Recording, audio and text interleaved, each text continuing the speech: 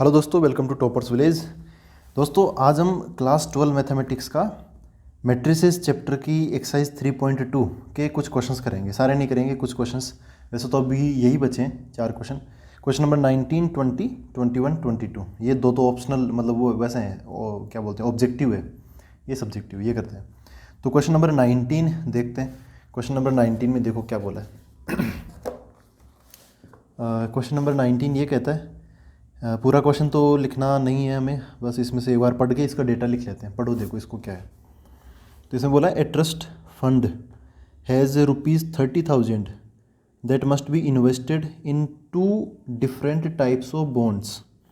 कि ऐसा है कि एक ट्रस्ट के पास कुछ फंड है, कितने का, 30,000 रुपये का, उसे 2 अलग अलग तरीक़ों से बॉन्ड्स में इन्वेस्ट करना है। कैसे? द फर्स्ट बॉन्ड पे इज़ 5% इंटरेस्ट पर ईयर।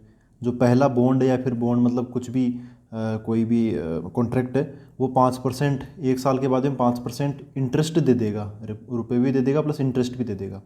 रुपए देना दे, इंटरेस्ट ज़रूर देगा। एंड द सेकेंड बॉन्ड पे इज़ 7% इंटरेस्ट पर ईयर। अच्छा, यूजिंग मैट्रिक्स मल्टीप्लिकेशन। अच्छा, वैसे नॉर्मल तो हम इसको कर ही सकते हैं, इस क्वेश्चन को ऐसा समझो कि 8th 9th क्लास के स्टूडेंट आराम से कर सकते हैं, ठीक है। लेकिन यहाँ पर क्या बोला, यूजिंग मैट्रिक्स मल्टीप्लिकेशन। तो फिर हमें अपना दिमाग लगा के मैट्रिक्स में इस डेटा को ढाल के फिर मल्टीप्लाई करना है। Using matrix multiplication determine how to divide 30,000 among the 2 types of bonds if the trust fund must obtain an annual total interest of ₹1800 और बाद में यह है 2000। तो ऐसा है कि इसके 2 टुकड़े करो 30,000 के। 2 टुकड़े करके कुछ पैसे 5% पे दे दिए और कुछ पैसे हमने 7% पे दे दिए। उसके बाद अगर हमें, यहाँ पे 2 केस है, अगर हमें 1 साल के बाद में, यहाँ पे क्या बोला, एनुअल टोटल इंटरेस्ट, मतलब एनुअल मतलब 1 ईयर, 1 साल की बात है। 1 साल में अगर हमें 1,800 रुपये ब्याज या इंटरेस्ट मिलता है, तब हमने उसको कैसे कैसे डिवाइड किया वो बताना है। या फिर अगर हमें इंटरेस्ट बढ़ाना है, जैसे 2,000 रुपये हो गए, तब हमें कैसे कैसे इन्वेस्ट करना चाहिए, 30,000 के कैसे 2 टुकड़े करने चाहिए, वो हमें बताने हैं। तो देखो स्टार्ट करते हैं। क्वेश्चन नंबर 19, मैं इसको थोड़ा अपने डायग्राम के हिसाब से लिख लेता हूँ कि टोटल कितने रुपए अपने पास में, 30,000 इतने हैं। इसके 2 टुकड़े कर दिए। अब 2 टुकड़े में या तो ऐसे बोल सकता हूँ, एक x और दूसरा y। लेकिन उससे बढ़िया क्या है, एक को अगर आपने x बोल दिया तो दूसरे को क्या बोल देंगे हम, 30,000 माइनस x, है ना। नॉर्मल सी बात है यार, ये भी समझना आना चाहिए। कई बार ये बच्चों को इसमें कन्फ्यूज़न हो जाता है। अब इसमें कन्फ्यूज़न नहीं होना चाहिए यार। अगर 30,000 में से कुछ रुपए हैं 10,000, तो दूसरी तरफ क्या बचेंगे, 20,000 बचेंगे ना। 20,000 कैसे निकालोगे आप, वो जो 30,000 में से 10,000 माइनस करके तो निकालोगे ना। तो वही बात है यहाँ पर, 30,000 में से कुछ रुपए हो गए x, तो फिर बचेंगे कितने, 30,000 माइनस x, तो 2 टुकड़े हो गए ऐसे। इस तरीके में हमें अलग से y मतलब एक एक्स्ट्रा वेरिएबल मानने की ज़रूरत नहीं पड़ती। x और 30,000 माइनस x हो गया, ठीक है। अब बात ये आती है कि हमें कुछ रुपए लगाने हैं 5% पे और कुछ रुपए लगाने हैं, ऐसे 2 इंटरेस्ट रेट है, 5% एंड 7%, ठीक है। ऐसे 2 इंटरेस्ट रेट है।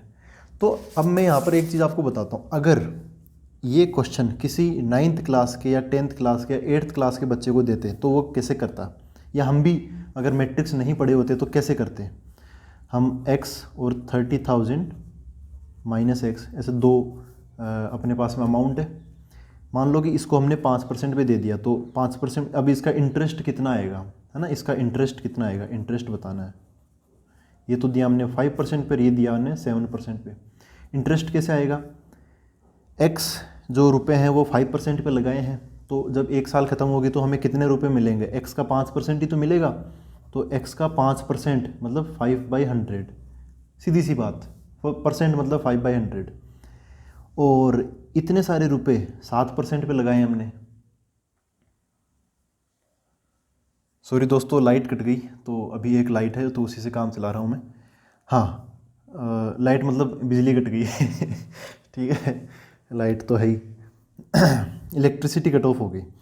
हाँ, यहाँ पे क्या 30,000 माइनस x है ना, तो इसको 7% पे लगा दिया तो 30,000 माइनस एक्स का हमें 7% मिल जाएगा, मतलब 7/100 से ही मल्टीप्लाई करेंगे ना यार। अब ये भी 30,000 का, ये दोनों 30,000 के पार्ट है। कुल मिला के जब हमें वापस पैसे मिलेंगे ना, तो इसके और इसके मिला के ही तो मिलेंगे, तो इन दोनों को हम क्या कर देंगे, लास्ट में जोड़ देंगे। यही तो काम होता है, ये करता है कोई भी 9th या 10th क्लास का बच्चा। तो ये तरीका एकदम सही है। हम इस क्वेश्चन में बोला कि मैट्रिक्स मल्टीप्लिकेशन को यूज में लेके कुछ करके बताना है। तो कैसे करके बताएंगे, देखो मल्टीप्लाई कौन कौन हो रहे हैं, ये बात तो श्योर है कि हमें एक मैट्रिक्स बनानी पड़ेगी इन रुपयों की, है ना, जो मनी है ना, मनी पैसा, उसकी एक मैट्रिक्स बनानी पड़ेगी, और दूसरी मैट्रिक्स बनानी पड़ेगी हमें परसेंटेज की। फिर दोनों मैट्रिक्स को मल्टीप्लाई कर देंगे, ठीक है, और बाद में इनको जोड़ना भी है। बाद में क्या करना है, हमें इनको ऐड भी करना है। तो ऐड करने के लिए अब देखो स्ट्रक्चर कैसी होनी चाहिए। अब 12th में आए हैं तो इतना आसान क्वेश्चन तो नहीं होगा ना, हमें खुद भी सोचना पड़ेगा। कैसे सोचेंगे, देखो कैसे कैसे मल्टीप्लाई करना पड़ेगा।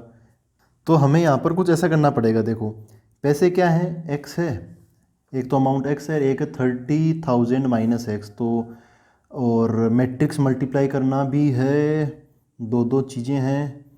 तो एक पैसा तो एक्स, एक है 30,000 माइनस एक्स, ठीक है। ये और पैसे तो है नहीं कि अब ये भाई ये राम के पैसे हैं फिर श्याम के पैसे हैं, ऐसे तो है नहीं, है ना। एक जने एक ही ट्रस्ट है, उसी के पैसे हैं ये। तो हमें बस यहीं पे इस पैसों की जो मैट्रिक्स है ना, इसको क्लोज करना पड़ेगा। अच्छा, इसको मल्टीप्लाई करना है, किससे मल्टीप्लाई करना है, इंटरेस्ट रेट वाली चीज़ से। तो इंटरेस्ट रेट कैसे कैसे, एक तो हमें दे रहे 5% और एक हमें दे रहे 7%। अब देखो दोस्तों, इसको ना मैंने ऐसे लिखा है, वर्टिकली लिखा है, क्यों, इसके पीछे कारण है। 5% को मैं 5% के बजाय लिख लेता हूँ 5/100, और 7% को क्या लिख लेता हूँ मैं, 7/100, ठीक है। तो अब इसको मैंने ऐसे मैट्रिक्स बना दी। ये जो है ना, ये पहली वाली मैट्रिक्स, इसको तो मैंने एक रो और दो कॉलम, मतलब एक रो दो कॉलम 1/2 1/2 की मैट्रिक्स बनाई है मैंने, इसको 1/2 की। देखो कैमरा ना अपना कलर चेंज कर रहा है, ये यार ये फॉल्ट होता है इनमें। हाँ और ये जो दूसरी मैट्रिक्स है ना, ये मैंने बनाई है एक कॉलम और दो रो है, ये रो और ये रो। तो ये 2/1 ऑर्डर का हो गया। ऐसे क्यों बनाया, ऐसे ही क्यों बनाया मैं। अच्छा, एक तरीका ये और था, मैं इसको चेंज कर देता, इसको ना, इसको फ्लैट बना लेता। लेकिन ये बात तो फिक्स है यार कि जो पहली मैट्रिक्स है ना, वो बनेगी हॉरिजॉन्टल, और जो दूसरी मैट्रिक्स है ना, वो बनेगी वर्टिकल। क्यों, क्योंकि हमने यही तो सीखा है, मल्टीप्लाई करते टाइम, दो मैट्रिक्स को मल्टीप्लाई करते टाइम पहली मैट्रिक्स का रो उठाते हैं और दूसरी मैट्रिक्स का कॉलम उठाते हैं, ठीक है। इसलिए मैंने ऐसा किया। अगर ऐसा नहीं करता तो मैं यहाँ पे ही लिख देता हूँ, या मैं एक और तरीका अपना सकता था, ये परसेंटेज वाली ना, वो मैं इस मैट्रिक्स में फिट कर देता। कैसे, 5/100 और ये अपना 7/100, ऐसे हो गया मल्टीप्लाई बाय। अब ये है ना, ये पैसे वाले मैट्रिक्स, इसको मैं फिर खड़ा बनाना पड़ता, एक्स और 30,000 माइनस एक्स। ये आपके खुद पर है कि आप कैसे इसको अपनाते हो। अभी ठीक है, अभी कोई प्रॉब्लम नहीं है। कुल मिला के बात वह है कि पहली वाली मैट्रिक्स ऐसे होनी चाहिए और दूसरी वाली मैट्रिक्स ऐसे होनी चाहिए, कॉलम दिखना चाहिए, ठीक है ना। तो ये क्या हो जाएगा, ये वही 1/2 का और ये 2/1 का, ठीक है। अच्छा, ऐसे मत कर देना कि आप इसको आगे और इसको पीछे, तब है ना जब आप सोल्व करोगे ना, तब बहुत बड़ा ब्लंडर हो जाएगा, तब मतलब सही नहीं हो पाएगा। आप एक बार इसको इधर और इसको मतलब उल्टा करके एक बार खुद से ट्राई करना रफ के अंदर, फिर पता चलेगा कि एकदम सब अलग अलग टुकड़े हो जाएंगे, कोई मतलब ही नहीं निकलेगा उसका, ठीक है। तो अब आप समझ गए कि हमें इस क्वेश्चन में इतने टुकड़े कर दिए, ये है, इनकी कैसे कैसे मैट्रिक्स की फॉर्म में हमें आंसर बनाना है, ठीक है। तो अब आते हैं वापस, यहाँ पर लिखते टाइम हमें ऐसे लिखना है जैसे हमें सीधा ही मैट्रिक्स अपने दिमाग में आ गया, ठीक है, आंसर में लिखते टाइम। लेकिन आपको खुद को पता होना चाहिए कि हमने कैसे कैसे स्ट्रगल किया है, कैसे एक 9th 10th क्लास के बच्चे की तरह सोचा है। लेकिन यहाँ पर लिखते टाइम हमें एकदम प्रोफेशनल तरीके से लिखना है। हाँ भाई, एक मैट्रिक्स बना लेता हूँ मैं, मैट्रिक्स एम लिख लेता हूँ, एम फॉर मनी, ठीक है। ये मनी भाई है, ये मैट्रिक्स बन गई, इसका एक्स हो गया और इसका ये 30,000 माइनस एक्स हो जाएगा। मैट्रिक्स बन गई। किस ऑर्डर की मैट्रिक्स बनी है, एक रो और दो कॉलम, तो 1/2 ऑर्डर की बन गई, ठीक है। ये मैट्रिक्स पहली मैट्रिक्स है। एक दूसरी मैट्रिक्स और बना लेता हूँ मैं, इस बार मैं आर बना लेता हूँ मैट्रिक्स। ये R4 क्या है, रेट, तो इंटरेस्ट रेट है ये, मतलब ब्याज की दर। इसको मैं कैसे बनाऊँगा, इसको मैं बनाऊँगा वर्टिकल। चलो इलेक्ट्रिसिटी आ गई, वर्टिकल कैसे बनाएंगे, देखो ये है 5%, ये है 7%, तो अभी हमने इधर लिख तो रखा है, अभी से मैं ज़्यादा दिमाग नहीं लगाना, ये आ जाएगा, ये 5/100 आ गया और ये 7/100 आ गया। ठीक है, ये 5/100 किसके लिए है, 5% के लिए, 7/100 किसके लिए, 7% के लिए। तो अब ये इसका ऑर्डर क्या हो गया, ये हो गया 2/1, 2 रोज़ और 1 कॉलम, तो 2 रोज़ 1 कॉलम, ऐसे हो गया। ठीक है, तो अब हम फाइनली एक नई मैट्रिक्स बनाएंगे, हम एम और आर को मल्टीप्लाई करेंगे। ये तो मनी और ये रेट, एम और आर को मल्टीप्लाई करेंगे तो हमें क्या मिल जाएगा, इंटरेस्ट मिल जाएगा। ठीक है, तो अब यहाँ पर मैं एक नई मैट्रिक्स मिल जाएगी हमें, मैट्रिक्स वो भी किसकी, इंटरेस्ट की। तो इंटरेस्ट की मैट्रिक्स को मैं टी से रिप्रेजेंट कर देता हूँ ताकि कन्फ्यूजन ना हो। आई से रिप्रेजेंट करूँगा तो आई वो होता है ना यूनिट मैट्रिक्स, इकाई अवयव, उससे कहीं कन्फ्यूज़न ना हो जाए। ये टी कैसे निकालूंगा मैं, एम और आर को मल्टीप्लाई करके, एम और आर को मल्टीप्लाई करके, M R, M multiply by R. ध्यान से देखना, अब यहाँ पे ना बहुत अच्छी चीज़ काम कर रही है इसके पीछे। एम का ऑर्डर क्या है, एम का ऑर्डर क्या है 1/2, 1/2, और आर का ऑर्डर क्या है 2/1। ठीक है, और जब भी हम मैट्रिक्स को मल्टीप्लाई करते हैं तो पहली वाली का दूसरा नंबर और दूसरी वाली मैट्रिक्स का पहला नंबर सेम होना चाहिए, है यहाँ पर सेम। अब ये जो टी है ना, टी, इसका ऑर्डर क्या आएगा, इसका ऑर्डर हम अभी देख के बता सकते हैं। एम का पहला नंबर बच गया और आर का दूसरा नंबर बच गया, तो पहले वाले का पहला नंबर 1 और दूसरे वाले का दूसरा नंबर 1, इतना इतना बाई इतना, ये इस टी का ऑर्डर होगा। टी का ऑर्डर क्या होगा 1/1, क्योंकि साल के लास्ट में हमें जो इंटरेस्ट मिलेगा वो एक साथ ही है। जैसे यहाँ पे क्वेश्चन में क्या बोला है 1800, है ना, पहले पार्ट में क्या बोला है, इसमें बोला कि 1800 और दूसरे वाले में ये 2000, तो 1800 एक ही है ना, मतलब एक ही फिगर में बोल दिया हमें, तो 1/1 का ये भी फ़ायदा है। अभी देखो करके बताता हूँ मैं। टी ये अपने आप में मैट्रिक्स है, जब आप मैट्रिक्स को मैट्रिक्स से मल्टीप्लाई करते हो तो फिर भी आपको एक नई मैट्रिक्स ही मिलती है, कोई नंबर नहीं मिलता। एम क्या है, एम है अपना, कहाँ गया ये, मनी, एक्स, यहाँ पे 30,000 minus x multiply by R, R क्या है ये 5/100 डिवाइड क्या 7/100, ऐसे हो गया। ये एम और ये आर आ गया। मल्टीप्लाई कैसे करोगे, इसका तो रो और इसका कॉलम मल्टीप्लाई करते हैं, एक्स होगा इससे मल्टीप्लाई, तो टी इक्वल टू एक्स, और ये इससे मल्टीप्लाई होगा तो क्या मिलेगा, एक्स मल्टीप्लाई बाई 5/100। ये नंबर ना इससे मल्टीप्लाई होगा, और बाद में क्योंकि अभी हम यहाँ से लेके यहाँ तक, ये जो तीर लगाया ना मैंने एरो, यहाँ से यहाँ तक है, तो जब तक यहाँ से वहाँ तक नहीं चला जाता हर चीज़ को जोड़ेंगे हम, तो ये इससे मल्टीप्लाई होगा। 30,000 माइनस एक्स को मल्टीप्लाई करेंगे इससे 7/100 से, और फिर दोनों को मल्टीप्लाई कर दिया, दोनों को फिर जोड़ देंगे। ऐसा करने से हमें एक मैट्रिक्स मिल गई, और इसका ऑर्डर क्या है 1/1। ठीक है, 1/1। और क्वेश्चन में क्या बोला है कि यार ये जो इंटरेस्ट है ना, इंटरेस्ट ये है 1800 रुपये, तो इसको हम किसके बराबर कर देंगे, ये पूरा एक ही एलिमेंट है, इसको दो दो मत समझना, है ना, ये ओनली एक एलिमेंट है, ओनली वन एलिमेंट। इसका ऑर्डर देखो क्या है 1/1, तो इसके अंदर एक ही एलिमेंट है, तो ये क्या हो गया, एक ही यहाँ पर होगा। और क्वेश्चन में पहले पार्ट में क्या बोला है, यहाँ पे 1800 बोला है, और दूसरी पार्ट में क्या बोला है, यहाँ पे 2000 बोला है, तो ये हो गया। अब यहाँ पे मैं पार्ट 1 चालू कर देता हूँ। पार्ट वन के अकॉर्डिंग क्या होगा, ये जो है ये मैट्रिक्स है वो 1800 वाले के बराबर हो जाएगी। ये कितना हो गया 5x डिवाइड बाई 100 प्लस ये मल्टीप्लाई कर लो इसको 2,10,000 minus 7x divide by 100।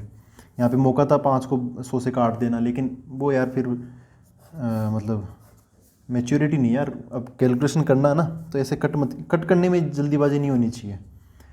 Equal to इधर कितना आएगा, पार्ट 1 है तो पार्ट 1 ने बोला 1800 रुपये, तो 1800 ऐसे मैट्रिक्स की फॉर्म में लिखना है, इक्वल टू 1800 नहीं।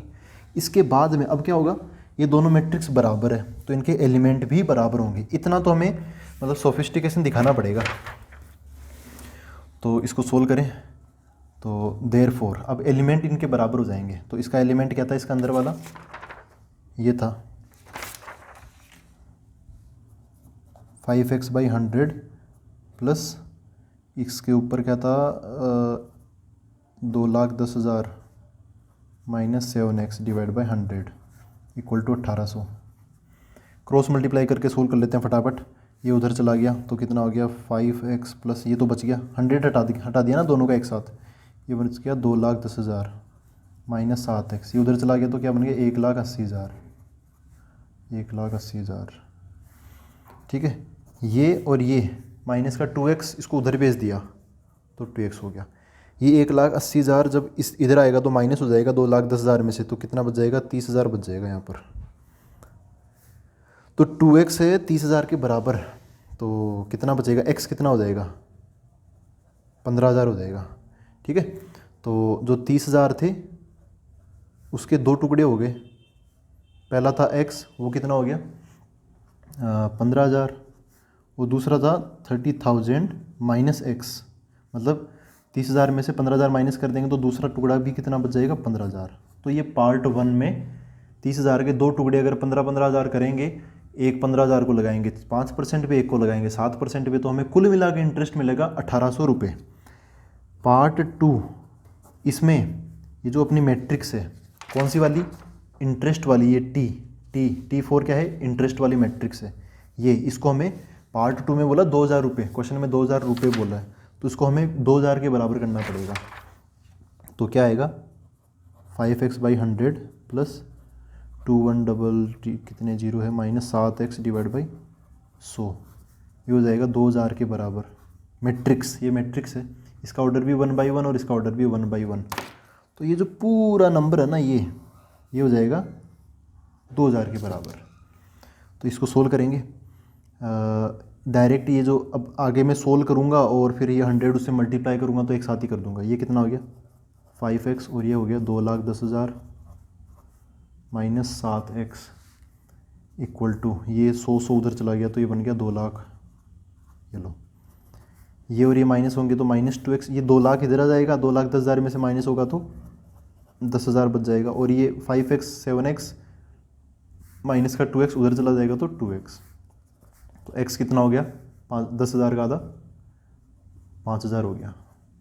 ठीक है 5,000। तो अब यहाँ पे टुकड़े क्या हो गए, जो 30,000 रुपये है ना उसके दो टुकड़े हो गए, एक तो x और दूसरा है 30,000 माइनस x। तो x तो कितना है 5,000। x को हमने कितने x को हमने देखो x को हमने 5/100 से मल्टीप्लाई किया है यहाँ पर आगे चल के। इसका मतलब इसको तो लगाया हमने 5% पे लगाया इस चीज़ को, और ये कितना हो गया 30,000 माइनस 5,000 25,000। इस 25,000 वाले को हमने 7% वाले पे लगाया। ठीक है, तो ये है इनका मतलब। लेकिन ऊपर वाले पार्ट में तो दोनों 15,000 थे तो उसमें तो कोई कन्फ्यूज़न था ही नहीं। यहाँ पे थोड़ा अलग हो गया, 5,000 रुपये लगाए 5% पे और 25,000 रुपये लगाए हमने 7% पे। तो कुल मिला के जो इंटरेस्ट मिला एक साल के बाद में ओनली इंटरेस्ट वो है 2,000 रुपये। तो ये था क्वेश्चन नंबर 19। थोड़ा लेंदी हो गया, लेकिन अब हम अगला क्वेश्चन पे टाइम नहीं लगाएंगे। अगला क्वेश्चन है क्वेश्चन नंबर 20। देखो दोस्तों क्वेश्चन नंबर 20 क्या कह रहा है, इसमें बोला है the book shop of a particular school has 10 dozen chemistry books. एक कोई दुकान है उसमें केमिस्ट्री की किताबें कितनी है 10 दर्जन। डजन मतलब दर्जन, मतलब एक डजन में 12 किताबें होती है ना वो। तो 10 डजन है तो टोटल कितनी किताबें होगी 12 × 10 120 किताबें होगी केमिस्ट्री की। 8 डजन फिजिक्स बुक्स, ठीक है, 10 dozen economic books. Their selling price are ₹80, ₹60 and ₹40 each respectively. ध्यान से देना, ईच डजन नहीं बोला है, एक किताब के इतने रुपए हैं। केमिस्ट्री की बुक है ना, तो एक केमिस्ट्री की किताब है कितने की 80 रुपये की।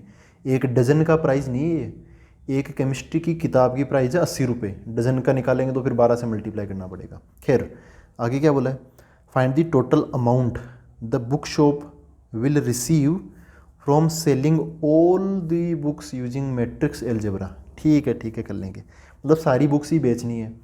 तो बेचेंगे कैसे? बुक्स बेचेंगे तो बुक्स की जो संख्या है ना, नंबर ऑफ बुक्स, उसको हमें उसके पैसों से मल्टीप्लाई करना पड़ेगा सीधा सा। तो इस बार तो बहुत आसान हो गया। देखो मैट्रिक्स, यूजिंग मैट्रिक्स बोला ना, तो 3 टाइप की किताबें हैं, केमिस्ट्री, फिजिक्स और इकोनॉमिक्स, और उनकी सेलिंग प्राइस दे रखी है।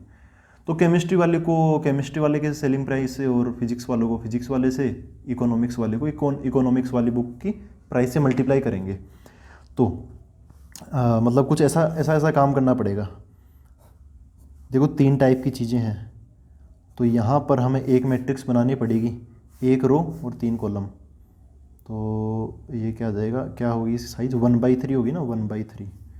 इसको हमें दूसरी मैट्रिक्स से मल्टीप्लाई करना पड़ेगा। तो अब ये इसको हॉरिजॉन्टल ले लिया तो दूसरे वाले को खड़ा लेना पड़ेगा, क्योंकि हम मल्टीप्लाई कैसे करते हैं। देखो सभी बुक्स को बेचोगे ना, तो हर एक सब्जेक्ट की किताबों की संख्या को हमें उसकी प्राइस से मल्टीप्लाई करना पड़ेगा। और सभी बुक्स को बेचोगे तो लास्ट में भाई केमिस्ट्री से कितने रुपए मिले, फिजिक्स से कितने मिले, और बाद में इकोनॉमिक्स से कितने मिले, तो ओवरऑल दुकान को कितने रुपए मिले वही तो बताना हमें। तो सभी के रुपीज़ को जोड़ेंगे ना, जोड़ेंगे तो सबका हिसाब लास्ट में जुड़ जाना चाहिए। तो बस ऐसा कुछ इंतज़ाम करो कि 1 रो और 1 कॉलम से मल्टीप्लाई कर ले, और बाद में तो सब जुड़ेंगे मतलब मैट्रिक्स मल्टीप्लिकेशन में यही तो होता है। तो इसकी साइज़ जानबूझकर यहाँ पर क्या नहीं आएगी, 3/1 आ जाएगी। 3 तो रो और 1 कॉलम, ठीक है। अगर आप इसको इधर और इसको उधर करोगे ना तो गड़बड़ हो जाएगी। फिर से वही बात, आप एक बार रफ में करके देखना, मतलब सब सारा डेटा अलग अलग फैल जाएगा, कोई मतलब नहीं है उसका। अब ये क्या आना चाहिए और ये क्या आना चाहिए, ये आपकी इच्छा पर, आप जैसे चाहो वैसे करो। मैं शुरुआत में कोशिश करूँगा कि यहाँ पर मैं बुक्स ले लेता हूँ, मतलब नंबर ऑफ बुक्स, ठीक है, ये इसके अंदर आ जाएगा। इधर मैं क्या ले लेता हूँ, उनकी प्राइस ले लेता हूँ, ठीक है। चलो इनको डिफाइन करते हैं। नंबर ऑफ बुक्स के लिए एक मैट्रिक्स डिफाइन करता हूँ। एक मैट्रिक्स बनाई मैंने, किसकी, बुक्स की, बी ले लिया मैंने, लो पूरा लिख देता हूँ, बुक्स बी मैट्रिक्स मैंने बनाई। ये बी मैट्रिक्स ऐसे है। तो सबसे पहले केमिस्ट्री की है 10 डजन। अब प्राइस तो यार एक एक किताब की दे रखी है, और किताबों की जो संख्या है ना वो डजन में दे रखी है। तो मैं क्या करूँगा, उनको 12 से मल्टीप्लाई करके ही चलूँगा। तो 10 डजन है तो वो क्या हो जाएगी, 120 हो जाएगी। और फिर अब देखो ऐसे चलना है, ना ऐसे बनाना। अब इससे अगला वाला फिजिक्स की बुक्स को मैं यहाँ रखूँगा। तो फिजिक्स की बुक्स कितनी, 8 डजन। तो 8 × 12 कितना हो गया, 12 × 96, 96 हो गया। और फिर इकोनॉमिक्स की बुक्स है 10 डजन, तो 10 डजन तो 120 बुक्स हो गई। ये मैट्रिक्स होगी। मैट्रिक्स किस साइज़ की है, 1 रो और 3 कॉलम, तो 1/3। यहाँ पे मैं बता दूँ, ये केमिस्ट्री की है, ये फिजिक्स की, और ये किसकी, इकोनॉमिक्स की बुक्स है ना ये। हाँ, अब एक नई मैट्रिक्स और बना लेता हूँ मैं, वो किसकी, इनकी प्राइस की। तो प्राइस के लिए मैं पी नाम दे देता हूँ, और ये प्राइस वाली ये है। ऐसी मैट्रिक्स बनेगी, खड़ी बनाना पड़ेगा हमें ऐसे। तो देखो केमिस्ट्री वाला जो नंबर है ना, केमिस्ट्री की जो बुक्स की संख्या ना, वो पहले स्थान पर है यहाँ पर। जब हम इस मैट्रिक्स को इससे मल्टीप्लाई करेंगे ना, तो पहला नंबर पहले वाले नंबर से मल्टीप्लाई होता है। तो यहाँ पे पहला वाला नंबर किसका, केमिस्ट्री का। तो इधर है ना, ऐसे जो वर्टिकल हम बनाएंगे उसमें भी पहले वाला जो प्राइस है ना वो केमिस्ट्री का होना चाहिए। जैसे क्वेश्चन में बोला ना रेस्पेक्टिवली, वैसे ही रेस्पेक्टिवली में यहाँ पे लिखना पड़ेगा। केमिस्ट्री वाले की प्राइस है 80 रुपये, फिजिक्स वाले की 60, और इकोनॉमिक्स की 40, ठीक है। तो ये प्राइस का हो गया। ये किसकी प्राइस है, केमिस्ट्री, ये फिजिक्स, और ये इकोनॉमिक्स ई। तो अब हमें किसको, अब फाइनली ऑल, इसको क्या लिखूँ मैं, ऑल रिसीव, टोटल अमाउंट है ना, तो इसको मैं ए बोल देता हूँ, ठीक है। ए फॉर ऑल अमाउंट बोल देता हूँ, या टोटल अमाउंट, कुछ भी लिख लो आप। उसके लिए मैंने एक मैट्रिक्स को मैट्रिक्स से मल्टीप्लाई करेंगे तो हमें एक नई मैट्रिक्स ही मिलेगी। चलो आप पहले ही बताओ इसका ऑर्डर क्या होगा। इसका ऑर्डर क्या होगा, ये 1/3, ये 3/1। तो इसका पहला और इसका दूसरा नंबर, ये 3 और 3, ये तो है सेम। बच क्या गया, ये 1 और ये क्या बच गया, 1। तो इसका ऑर्डर क्या होगा, 1/1 होगा। ठीक है, मतलब सारा अमाउंट एक साथ ही मिल जाएगा, टोटल अमाउंट एक ही तो होगा यार, है ना। हाँ भाई, ये डेटा लिखो, बुक्स यहाँ पे 120, वो 96 और वो 120। प्राइस क्या है, 80, 60 और यहाँ पे 40। मैट्रिक्स रेडी, मल्टीप्लाई करते हैं। ये टोटल अमाउंट की मैट्रिक्स है ए LHS में। कैसे करते हैं मल्टीप्लाई, पहला एलिमेंट पहले से, 120 को हम इससे मल्टीप्लाई करेंगे तो 00 तो है ही, 12 को 8 से करेंगे तो 96। अब देखो पहला एलिमेंट पहले से हो गया, आंसर आ गया यहाँ पे। फिर दूसरा दूसरे से होगा, आंसर यहाँ लिख दूंगा। फिर तीसरा तीसरे से होगा, आंसर यहाँ लिख दूंगा। और तीनों को फिर जोड़ेंगे भी। जब तक हम एरो, ये जो तीर है ना, जब तक हम तीर के चालू होने से लेके ख़त्म होने तक नहीं रुकते, तब तक सभी चीज़ों को हम जोड़ते चलेंगे। और वैसे भी ये एक इस प्रकार मैट्रिक्स बन जाएगी। इसका ऑर्डर मैंने क्या बोला था, 1/1, तो एक 1/1 की मैट्रिक्स ही मिलेगी। मतलब इसके अंदर एक ही एलिमेंट होगा, ये इतना बड़ा, मतलब दिखने में थोड़ा बड़ा है, अभी सोल्व करना बाकी है। ये दूसरा वाला नंबर 96 को इससे मल्टीप्लाई करेंगे तो 1 0 तो है ही, 36 का 6 और बच गया 3, 9 6 54, ये 57। अच्छा 120 अब फिर 40 से मल्टीप्लाई हो जाएगा ये इससे, तो 12 चौक 48, 4800। सोल्व कर लेते हैं। ये a इक्वल टू 0 0 0 0, फिर ये 6 आ गया, 8 और 7 15 और 6 21 का 1 बच गया 2, 2 और 4 कितना हो गया 6 और 5 11 और 9 20। तो ये हो गया, ये 1/1 का मैट्रिक्स हो गया। ये मैट्रिक्स किसके लिए था, ये मैट्रिक्स था मैट्रिक्स फॉर ऑल या फिर टोटल, है ना, टोटल अमाउंट। इस यहाँ पे टोटल लिख लेना, यहाँ पे अमाउंट। तो टोटल अमाउंट कितना मिला, ये मिल गया हमें। तो टोटल अमाउंट कितना हो गया, ये ऑल अमाउंट कितना हो गया, ये 20,160 रुपीज़। ठीक है दोस्तों, तो वही बात है, अगर आप नंबर ऑफ़ बुक्स की मैट्रिक्स को उनकी प्राइस से मल्टीप्लाई करोगे, है ना, और इस तरीके से मल्टीप्लाई करोगे तो आपको सारा हिसाब मिल जाएगा। और सारा हिसाब कितना है, 20,160 रुपये का। तो ये था क्वेश्चन नंबर 20। अब 2 क्वेश्चन बच गए, 21 22, वो करते हैं। देखो दोस्तों, क्वेश्चन नंबर 21 22, इसको एक बार बुक से पढ़ लेते हैं। इसमें क्या बोला, assume x y z w and p are the matrices of order 2/n 3/k 2/p n/3 and p/k respectively. पांच मैट्रिक्स है और पांचों का ऑर्डर यहाँ पर दे रखा है। फिर क्या बोला है, choose the correct answer in exercise 1 and 21 and 22। Question number 21 में क्या बोला है, the restriction on n k p so that p y and डब्ल्यू y will be defined are, ये हमें बताना है। फिर ऑप्शंस दे रखे कि के बराबर 3 है, के बराबर 2 है, मतलब कुल मिला के हमें एन के और पी पर कमेंट करना है। और वो कैसे, किस आधार पे, वो इस आधार पे कि पी वाई प्लस डब्ल्यू वाई डिफाइंड है, मतलब इनका मल्टीप्लिकेशन पॉसिबल हो गया। कैसे पॉसिबल हो गया, तो बताओ कैसे पॉसिबल हुआ। फिर दूसरा क्वेश्चन 22 ये है कि if n equal to p, अगर एन और पी, यहाँ पे कहीं ना कहीं एन और पी काम में लिया है, अगर वो एन और पी बराबर है, then the order of matrix 7x - 5z क्या होगा, ये बताना है। तो ये भी अभी करते हैं। देखो ये x y z w p में सब लिख लिया है और इनका ऑर्डर मैंने लिख लिया है, पांचों का ऑर्डर देख के लिख लिया। फिर यहाँ पर आते हैं क्वेश्चन नंबर 21 पे इन पे कमेंट करने के लिए बोला कि ये डिफाइंड है। अब डिफाइंड है ना, तो इसका हम करते हैं पूरा, मतलब एक एक चीज़ को देखते हैं। पी का ऑर्डर क्या है, व्हाट इज़ पी, पी का ऑर्डर है p/k, तो इसका ऑर्डर है p/k। y, इस y का ऑर्डर क्या है, ये रहा 3/k, तो 3/k हो गया, इसका काम हो गया। यहाँ पे बीच में प्लस लग गया ना, तो प्लस लग गया, इसका मतलब अब ये अलग दुनिया स्टार्ट हो गई, इधर की अलग है। अब है w का ऑर्डर क्या है, n/3, और y का ऑर्डर तो वही है ही 3/k, तो y का ऑर्डर क्या है 3/k। ठीक है दोस्तों, देखो दोस्तों, जब हम ये सोचते हैं ना कि एक में पहली मैट्रिक्स का लास्ट वाला नंबर और दूसरी मैट्रिक्स का पहला वाला नंबर, वो कब सोचते हैं, जब हम मल्टीप्लाई करना हो मैट्रिसेस को। यहाँ पे मल्टीप्लाई कौन हो रहा है, ये p y से मल्टीप्लाई हो रहा है, तो वो कॉन्सेप्ट हम इसमें और इन दोनों के बीच में लगाएंगे। ठीक है, तो p का दूसरा वाला नंबर k, ये y के पहले वाले नंबर मतलब 3 इसके बराबर होना चाहिए। तो सीधा सीधा यहाँ से तो क्लियर हो गया कि k इक्वल टू कितना आ गया, k इक्वल टू 3 आ गया, हो गया। अभी देखो, अभी और आगे इसमें और भी मज़ा आएगा। इधर देखो, इधर क्या है, अब ये WY से मल्टीप्लाई हो रहा है, ये WY से मल्टीप्लाई हो रहा है, तब यहाँ पर भी वही रिलेशन लगेगी कि W का दूसरा वाला नंबर और Y का पहला वाला नंबर बराबर होना चाहिए। तो यार ये तो है भी, ये भी 3 है और ये भी 3 है, तो इसमें तो हम कुछ कर भी नहीं सकते, ये तो पहले से ही बराबर है।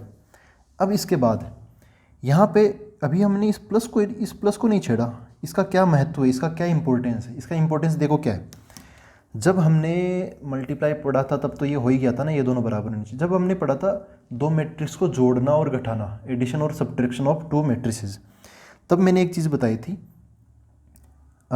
ये मैट्रिक्स हो और दूसरी मैट्रिक्स हो, जैसे मैं एक बार अलग से बता देता हूँ, अगर हमें a प्लस बी ऐसे दो मैट्रिक्स को जोड़ना है या फिर घटाना है, तो इन दोनों का जो ऑर्डर है ना, ऑर्डर वो क्या होना चाहिए, सेम होना चाहिए। क्या होना चाहिए, दोनों का ऑर्डर सेम होना चाहिए, सेम टू सेम, एकदम डिट्टो सेम। पहला पहले के बराबर, दूसरा दूसरे के बराबर, मतलब इसमें number of rows equal to इसमें नंबर ऑफ रोज, और इसमें number of columns equal to इसमें नंबर ऑफ कॉलम्स, ऐसे होने चाहिए।